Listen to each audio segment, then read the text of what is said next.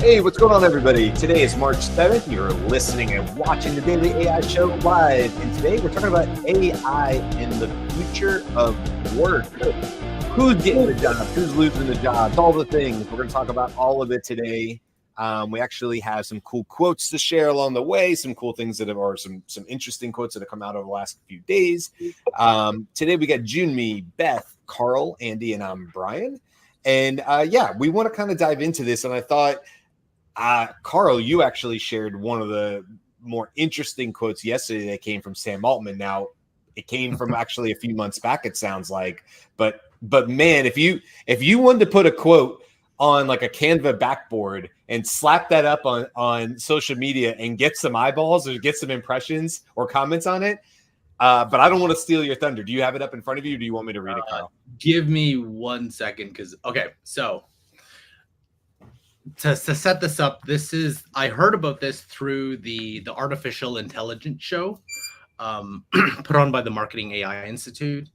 So it's episode number 86, and it starts around 33:03 and ends around 35:52.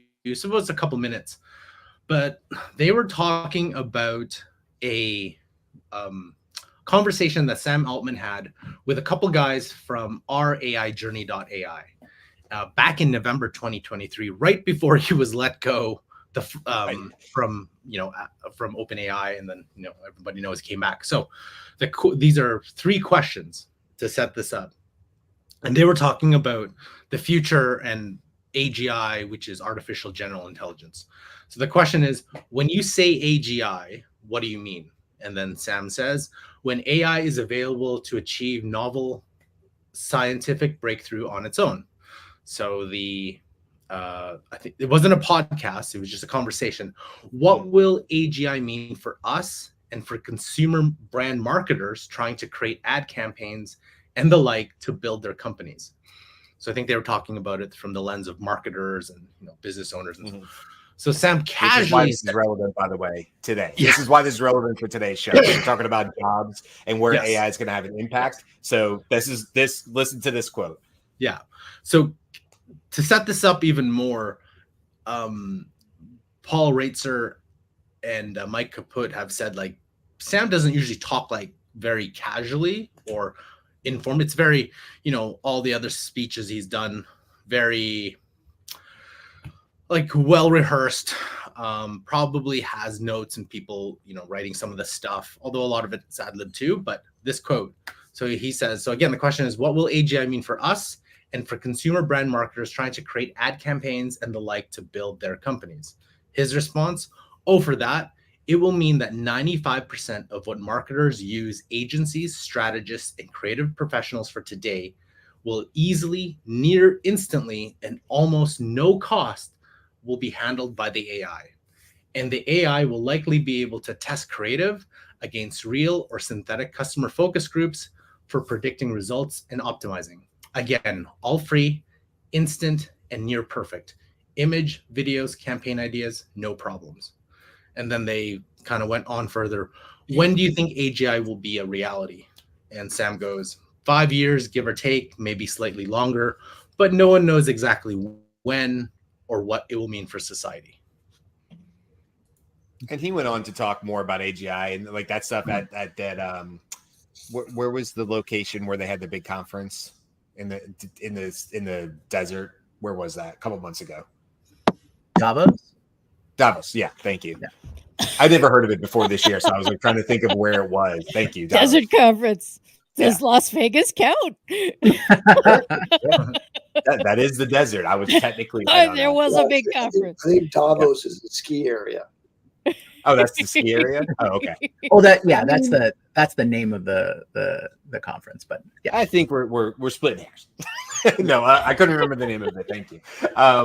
So, okay, I wanted that quote to start off with, and I have another one. I want to dive into that more. But look, the topic of today's show is where is AI currently impacting jobs, and where do we see this trend going? Now, you just heard a really crazy, not crazy, eye-opening, I would say, quote about specifically marketing, brand marketing, marketers in general. And almost offhandedly in that quote. You could almost hear it in his voice, like, "Oh yeah, marketing.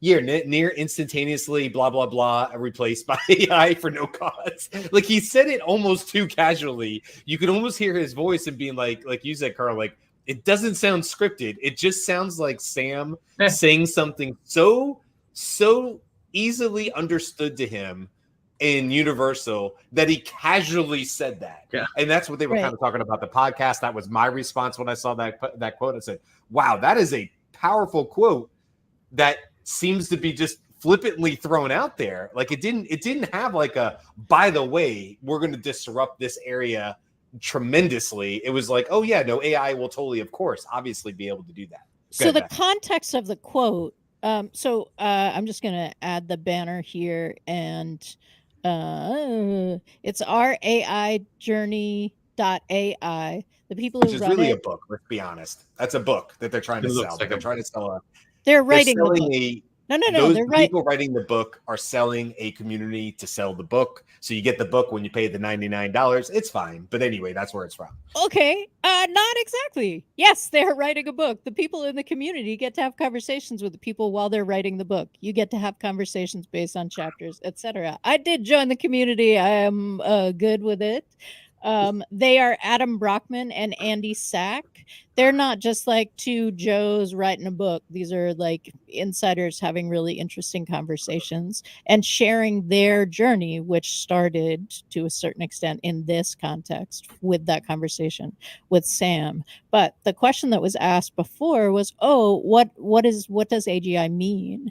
And Sam's first answer was AGI means science being able to make scientific breakthroughs with on its own.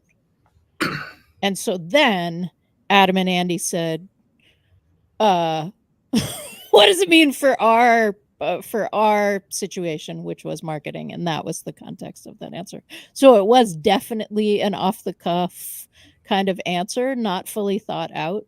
But it was because it wasn't what he was trying to think of in general, according to the chapter. What Sam said was very consistent with what research has shown the impact of AI is, and I'm going to refer specifically here to the BCG study. Now, remember there was an evaluation of BCG consultants. Now, Boston Consulting Group is made up of the best and the brightest, really coming out of the elite institutions and serving as strategic consultants to multiple businesses. Now, when they used AI, and specifically ChatGPT-4, they found, and you've probably heard these things, but I'm going to tell you another thing that came out of that study that's relevant to this. They found that there was a dramatic improvement in the quality and productivity, meaning in quantity of output for consultants. And the other thing that you probably heard was that it had a larger impact on the relatively middling consultants whose evaluations prior to that were in the mid-range rather than the most, excellent of the consultants. So it brought the people who didn't have the best capabilities up closer to the top. So there was a bigger increase in their performance. But here's the other thing that's not mentioned often. When the AI was used in the context of creative ideation, then there was a dramatic improvement. But when it was used for solving complex business problems that required nuanced analysis, it reduced the value and quality of the output of the consultants across the board. So what Sam was saying was, oh, you want a creative agency to come up with 11 ideas and all of that? That's going to happen instantaneously. That's going to happen free. That's going to be, the broad range of creative output is one of the key values of GPTs generally. They have a really broad perspective. Their reasoning capabilities and their analytical capabilities on simple things are pretty good, but it will require something closer to the 5-year mark, I think, and AGI before we get a serious impact on complex business analysis, like really coming to a decision about what to do strategically That's not going to be provided by AI. So I think there's some hope for us humans here for a while anyway, while AI learns and becomes more proficient and gets closer to human reasoning.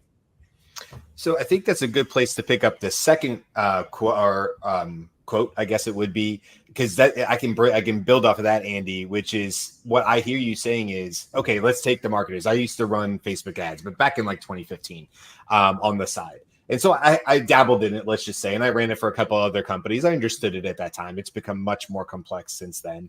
Not a whole lot of AI involved at that time. There was just it was Facebook, and it was complex boards that you had to do in order to figure out where your cost per clicks were and all that stuff that you have to figure out.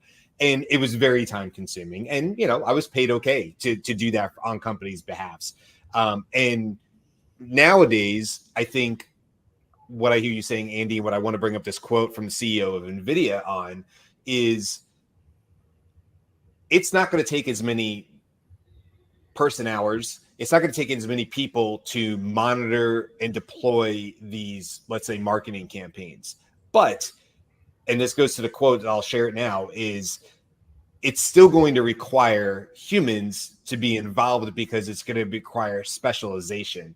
And I think you're right. Like the idea that AI will take over and be able to run totally autonomous full campaigns and be successful at it for companies, I don't believe that's even capable today or even in the next near future, because I don't think AI has the ability just yet to bring in the human element to it, which is really, really important. Sentiment and what's going on in the market. And I can't tell you how many times I had to shut off an ad because something came out in the news the next day that even though we had it set up was going to make the person or the company look bad, because it was going to make them seem like they weren't sensitive to I won't say that bad, but something in the news, something that was important in the news, and we had to shut down things really quick or whatever. I don't know that AI would necessarily be able to handle that right off the bat, but let me share this quote really quick from, and I don't want to say his name wrong. You guys can tell me if I'm wrong. Jensen Huang, is that how you would say it? Yeah, I'd say that. Okay. Yeah. I wasn't sure if I was saying that right or not. And I got to share the tab so we can get the CEO audio. of NVIDIA. Yes, he's the CEO of NVIDIA, and he has this. It's 1 minute, so I just want to play the whole thing real quick. I want to say something, and it's going to sound completely opposite of what people feel. Over the course of the last 10 years, 15 years, almost everybody who sits on a stage like this would tell you it is vital that your children learn computer science. Everybody should learn how to program. And in fact, it's almost exactly the opposite. It is our job to create computing technology such that nobody has to program, and that the programming language is human. Everybody in the world is now a programmer. This is the miracle of artificial intelligence. The countries, the people that understand how to solve a domain problem in digital biology or in education of young people or in manufacturing or in farming, those people who understand domain expertise now can utilize technology that is readily available to you. You now have a computer that will do what you tell it to do. It is vital that we upskill everyone, and the upskilling process, I believe, will be delightful. Okay, so I'm curious to get your guys, feedback on that quote. I think that's a really impactful quote, by the way. And I'm just curious to hear what you guys think about that as it relates to today. When I think about, like, from in terms of coding right now, this is something that a friend of mine also said in terms of law too. So it kind of points to the fact that it's like, I think right now you can't replace coders. Like, you can use it to help you code, but you can't. But it's interesting that my friend who's a lawyer says, oh yeah, if you're a barrister or someone who doesn't do trial, yeah, I would encourage no high school student to even remotely go into law. It's just like AI is going to replace that. So when I heard this, I was like, interesting. Now I'm sure there's different fields. There's different areas where you can go. And I think, like, maybe today your kids can still go into code, but maybe in 5 years, let's connect what Sam Altman said back to this. In 5 years, it probably is not a good idea. Like, if AGI can do, and we're talking about agents, GPT-6, whatever that is, with a higher level of reasoning, and back to a couple of our episodes, Andy and Beth, when we talked about our council of AI executives, and all they need is monkey fingers. You don't need any monkey fingers to create code for this one. Right. So that's where I'm thinking, like, if you connect all these dots together, and I don't think you can take Jensen's quote like just in a silo, just for that, but all the different pieces that we're seeing all in different places, Replit, what they're doing, Cursor, like all these different tools that you have now, and Grok, combine everything together, then you can start seeing, wait a minute, do you really need to do this, or do you need to think more? Like, I've always connected it back to Lumiere's law, where we're still looking at this technology from the lens of current technology. We haven't actually moved away to think about it from a native sense. And so I think that's where he's going, where, you know, you may not need to code, but there's maybe something else that you need to start thinking about that will, because that you don't need to code, this is the stuff that you will need to do now. And So- I think I want to repeat his point that, there is an assistant now out there in the form of AI that'll allow you to just speak plainly in whatever language you speak, what you want the compute to do. And it'll generate code for you to do that. It'll even set up the architecture that you need to deploy that. And I've seen some incredible TikTok videos where somebody starts out in the session and actually ends up with an operating functional website, and they didn't touch it. They did not touch the keyboard. It was really, really Right. amazing. I wanted to point out also that, the impact of AI on the workplace is going to be differential across different industries. And obviously, we're already seeing disruption in customer support, right? We've heard about, I think it's Klarna. Is that Yep. right? Yeah, Klarna. the 700 humans from their customer support agent team. Why? Because AI can now handle that volume of calls that were previously covered by 700 individuals in that one company with better results. It's also going to affect administrative functions inside offices. There's no doubt about that in my mind, and a number of other industries. But there are certain areas, and I like to hear what you think, are relatively well protected from the incursion of AI, at least in the next several years.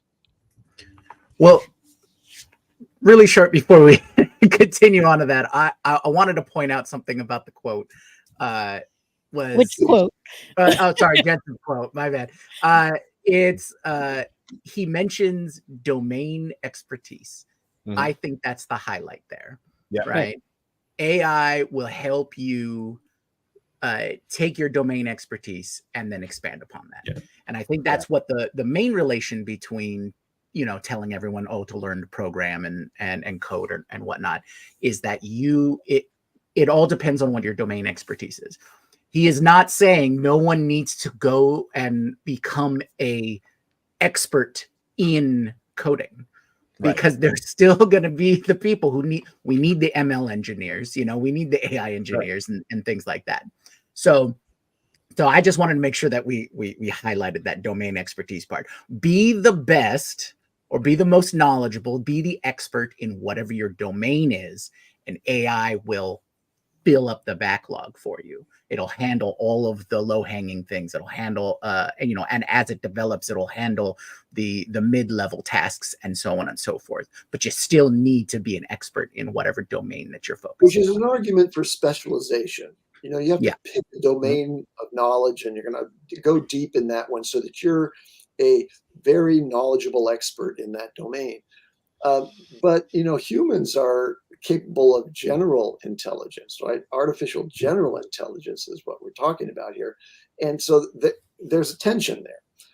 Is it that humans, and what humans bring to the party, is really the lateral thinking and the interconnectivity of multiple domains of knowledge, and that sort of phantom elevation of solutions that borrow from broader expertise than would be provided if you took Jensen's admonitions correctly and said, okay, I'm going to just become an expert in this narrow domain.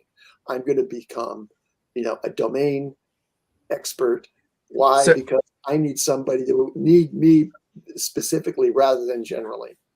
Right. So, Eddie, are you saying that humans are a collection or council of experts themselves? That's right.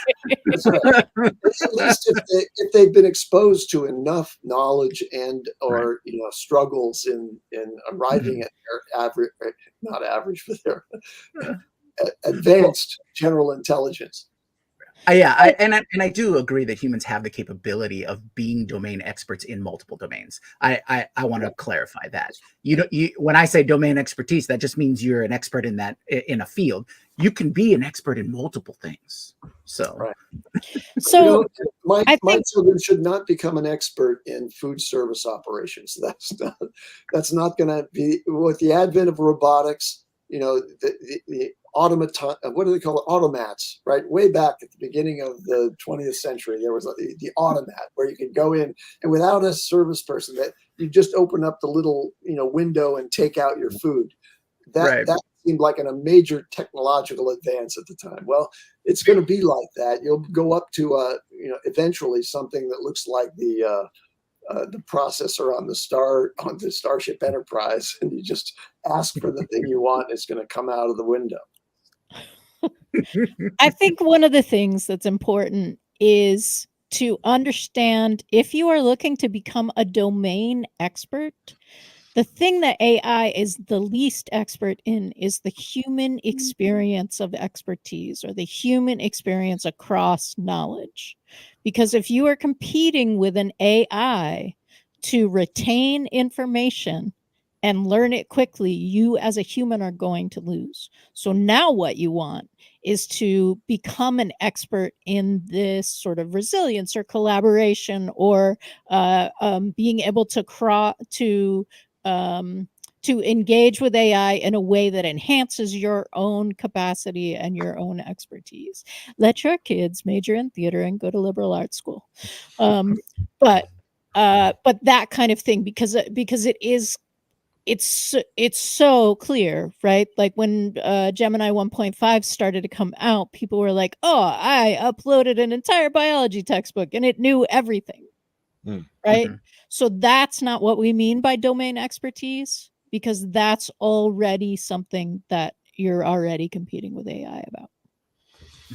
Yeah, I agree with you. And so I want to get back to what you were saying, Andy. Like what are we talking about? What are some of the jobs? Well, we've seen a sort of a renaissance. I feel like at least in the States for tradesman type jobs, and sort of maybe a little bit of a pushback. We certainly talked about college and stuff, but a little bit of a pushback about a 4-year degree or a 2-year degree is the only path forward for success. We're seeing over and over and over again where people are clearly able to go into trades, get education right out of high school, and absolutely make more money out the gate if you were going to do a 4-year school and a kid is going to get out at 21, 22, going into the trades, becoming, something like a marchman or a, what's it called? Is it marchman for electrical? Anyway, I think I'm saying that wrong. It's March. I think it is marchman. Anyway, but that's like a specialist within electrical or whatever. That same kid can hit that by 22. And absolutely, if we're just looking at dollars for dollars, as far as a salary, absolutely eclipse what the median average would be for a college student. So I think the trades, I don't want it to make it sound like safe, not safe or whatever, because I just watched a video that was really cool on TikTok of a guy doing a walk around wearing the Apple Vision Pro of it was a mound of raw material, at their processing plant. And he walked around it and he gave the height and the size and estimated how much raw material there was in this massive mound that he had to walk around. It was a huge mound that he had to walk around or whatever. And so he was using AI in a application like that, which is very interesting. So will we see heads-up displays? Will we see these kind of things? Will electricians need to understand the interoperability of AI as it applies to their job? Yes. Is the AI going to go in the attic and connect the electrical? No. You're still probably going to need for the time being, you're still going to need humans to go do the work and do that stuff. So I think a lot of those are safe. Where I think I would be concerned is if you're currently doing a job that's like very repetitive, data entry, telemarketing, some factory work that can be replaced by AI robots, where it's sort of a cut and paste of the same operations over and over and over again. There's a good chance, I feel like, where we're seeing where AI can step in, like we saw with Klarna. And in that case, it successfully took care of 66% of the customer service calls, which amounted to over 2.3 million different interactions. And it handled that, which is why they came out and the CEO said that's the equivalent of 700 workers. So we're already seeing that in things like customer service, travel agencies. We're seeing it with drivers, obviously with autonomous driving, that side of the AI, things like bank tellers. These are the types of roles that I would be concerned if I was, or maybe like you're saying, law in some cases. If I was thinking about going into these areas, I would be concerned that, okay, what is it that I'm hoping to do? Like what fills me with joy? What, it's not just about the paycheck, but what do I think I can do as a job that, lights me up? And then, okay, where do I think I want to make an impact? And then decide how you feel like you can use AI to supplement your domain expertise in that area. So that's sort of my take on it based on your question, Andy. I'd be curious to see what you guys think, though. So I just want to name that is like great advice and good ways to think, but it also comes from a place of privilege, right? So some people are working that don't have to think job because they're working 3 of them and they're trying to put food on a table kind of stuff. And so and that I think is a societal question, right? Because the scale of the question is, the Goldman Sachs study said that worldwide 300 million jobs will be displaced in the next 10 years. So those are not going to be in the sort of the high-end, well-educated, privileged sectors of society so much as they will be in the areas where people were taking jobs that didn't require a whole lot of pre-training, like food service or call center operations. They could follow a script and so on. When those things disappear, there's a societal disruption here in addition to the workplace disruption, because a very large number of people are going to have no clear on-ramp to the workplace. Right. Mm-hmm. Right. If the job can be done by someone who has a ton of experience with an AI, where are the entry-level options for that? We do have to be careful, though, about the numbers that like a Gartner or all these research companies are coming out with, because I think a lot of it is just guesswork. We just don't really know, right? It's I know people quote it, but it's like, how did they where is that actual we can see it, we can see some trends, but like you can't take it. It's like, 300, because wasn't it last year there was like 300,000 like jobs will be. I was like, no. You don't know. We really don't know. Like, no, I can pull up numbers myself. It's like, I think 300,000, and then I'll put a bunch of data points. It's just be very careful, because I think sometimes when we do that, I don't know if there's a reason behind why you do that, or but it just, I think it either at the minimum distracts, or at the worst starts getting people like riled up about something that it isn't actually like, wait a minute, there's no, you don't know, like there's no actual trend, there's no benchmarks, there's no nothing. So to make these really I'm going to push back on that, Carl. I haven't read the Goldman Sachs study, but I'm pretty certain they had a pretty clear methodology for arriving at what is a point estimate, clearly, and it's not precise, it's just an estimate, but that is scaling the problem. So 300 million out of the 9 billion or however many we have on the planet is not a meaningful number, but it's large enough if it's concentrated in workplace societies that aren't agrarian still, that it has a meaningful potential disruptive impact on the marketplace. So anyway, I'm not going to dismiss those studies, but I'm also not going to rely on them. I think you're right in saying we just don't absolutely know what the number is, but I think the number's probably higher. I wish Robert was here, because like he'd probably say yes to a lot of the stuff. I just been very careful, because meeting with other people, meeting with like business owners, I want to be conscious of people actually having a real fear of it, and B, not propagating that fear to like, oh my God. I don't think there's any near-term need to, scare the people in small businesses in Calgary, for example. Okay? But I would say, if I were in the call center business in the Philippines right now, I would be worried.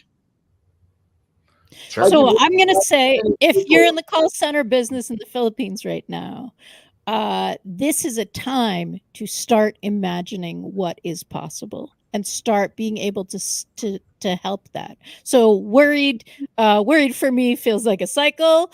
Oh no, right? So like, actually there are things you can do to prepare. There are ways that you can engage and start imagining. The AI right now is the worst and slowest it will ever be, right? Mm-hmm. So that is that's part of it too. There was something else I was going to say, but it flew out of my head. Somebody else take over. Well, no, I think we've also seen too, like we've seen this through history with humans, that there have been several major advancements, disruptions, if you will, with jobs. And if you really look at the history, or at least when I've listened to people talk about this who are knowledgeable in this, in all instances, there's been new jobs to replace it. Maybe we can't necessarily see exactly what those jobs would be, but it will shift, it will change. And I think in a lot of ways, it's going to open up new opportunities for people. Will it be, I only say this because my nephew is about to start his very first job, and it's at Chick-fil-A. And he starts like now, like really soon. And so like, will it affect him? Will it affect his ability to go in and get his very first job and start to get that, like we were saying, you've said before, Beth, that social, interactions with people and how important and vital it is, just like going to maybe the college campus and having that social interaction and what that can do as far as lifetime success. I don't know. I am probably more positive, I guess, on the idea that what this hopefully will do, when I think about my daughter but all ages, is I feel like it's going to, kind of like what Jensen said, it's going to be exciting to see where our next generations and current workers take this when they stop being held down by boring, repetitive tasks that are part of their job that they don't necessarily love. Maybe they got into that particular field because there was things they loved about it, and they only do it 20% of their time, because just the way it is, 80% of their time is the repetitive, boring stuff. And they stay because the 20% lights them up. It's so good. I would have said the same thing about firefighting. 90% of my day was like annoying as a firefighter, but then 10% of the time I got to fight fires and smash shit, throw things out the windows. And I thought, this is a pretty great job. I like this a lot. I want to do this more. But you had to ride the 10% bumps, right, in order to make that job doable over the long term. And so I'm really excited. And I'll just, as my wrap up on this, I'll just say I'm personally very excited, because I think it's going to enable generations to go into areas that maybe they would have stayed away from, that actually do light them up, that do bring them joy, that bring them value, that allow them to bring the best of them and help and add something to the overall society, because they know now, oh, I'm going to have this sort of AI assistant that's going to handle the boring, repetitive stuff. And that allows me to free up my time to be really, truly, uniquely amazing and push this forward in some way that makes sense for them. I'm not saying that great, but that's where my brain is on this, is like, that's my hope of this, is that I think there'll be more jobs than will be lost net because of AI. And also I think it's going to lead to more general overall, I hope, happiness, because it means more people get to do what they actually love to do for their job. Yeah, I agree. I like the potential quality of life increase overall for people. I think we have to be very cognizant and aware that we're making strides towards that, because you can totally see that we could go down a wrong path where it's not helpful for we'll say the everyday person, right? But if we focus on the quality of life overall for people and make those changes on the macro level, society level, AI can pick up a lot of the slack for us. I'm going to say I'm worried still. Mhm. Think about the disruption of the main street retailers that kept people in business and fed their families for so long. And then the big box stores came in town, and that main street got wiped out. And that had a really, really devastating impact on the well-being and the economic welfare of small town America. And I'm sure it happened similarly in other countries. So here we have a situation where, what are you going to be willing to spend money on to support the people behind the goods and services that you buy? Are you gonna do the low cost, AI superior thing, or are you going to try to do something that spends your money? And by the way, ancillary to that question is, what are you doing to generate money now that isn't being disrupted by AI?